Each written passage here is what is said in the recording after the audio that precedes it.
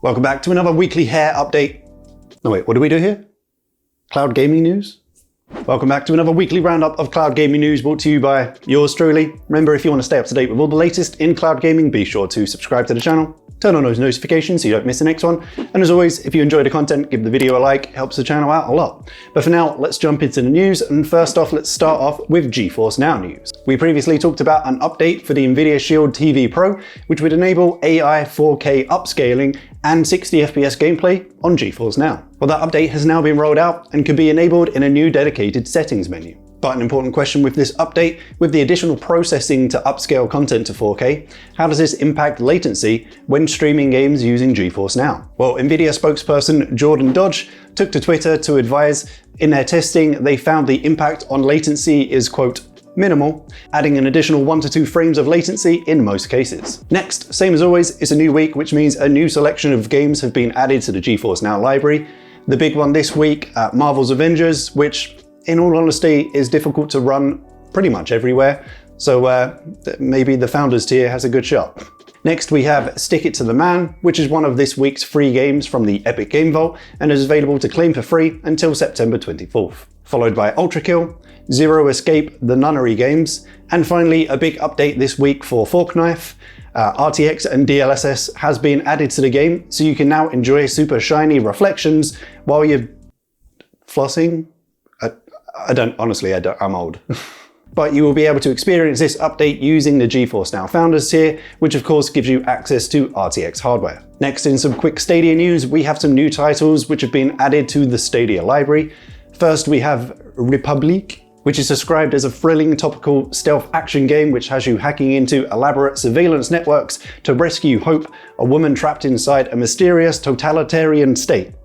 Sounds super casual, but it's only $8.99. Might be worth checking out. Then a nice addition to the selection of family games on Stadia, we have Uno. And I'm not about to sit here and explain Uno to you, it's broken up enough families and friendships to be pretty self-explanatory. And finally, in an insult to the wrestling game genre, we have WWE 2K Battlegrounds. Come on 2K. And we have some upcoming games for Stadia which have been announced. First up, we have Risk of Rain 2, which as of yet does not have an official Stadia release date. And of course, last week we got the announcement for Immortals Phoenix Rising, which comes to PlayStation 4, Xbox, Switch, and Stadia on December 3rd. Next, a big week for Microsoft with the official launch of the xCloud Game Pass service, which is now bundled into the Xbox Game Pass Ultimate subscription. This means the confusing period of having an xCloud preview app, the Game Pass beta app, and the official Game Pass app are now over, as all things Game Pass, the cloud stuff, console, and PC can now be accessed through the official Xbox Game Pass app. With its launch, the xCloud Game Pass service got access to the full library of 150 games, which are available to stream, and obviously that is a very long list. So you gotta be pretty sick and twisted if you're gonna enjoy me sitting here reading that to you. So of course I will include a link in the description down below to that full list. In related news, in an extremely tactical move, Microsoft have announced that the introductory price for just the Xbox Game Pass for PC service will be doubling from $3.99 in the UK or $4.99 in the US to $8.99 and $9.99 respectively.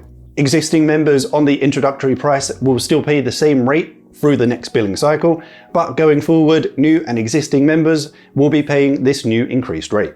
And don't get me wrong, it's still not a bad price considering the way Microsoft is going with their whole ecosystem, with new upcoming titles coming to Game Pass on day one. And of course the announcement of EA Play titles being added to the service, but price increases aren't fun for anyone, especially when we're talking about an increase which is double the price. As I said, this move is not a coincidence with the launch of xCloud Game Pass, as what a lot of people will do is look at the new price for just Game Pass for PC, and then look at the small increase to jump up to the full Xbox Game Pass Ultimate Suite, and most likely justify paying even more every month because you'll get access to the streaming stuff as well. But as always, I'd love to hear your thoughts on this. If you're currently a Game Pass PC member, will you be cancelling your subscription because of the price increase? Will you be keeping it? Or will you be increasing that monthly subscription to the full Game Pass Ultimate package?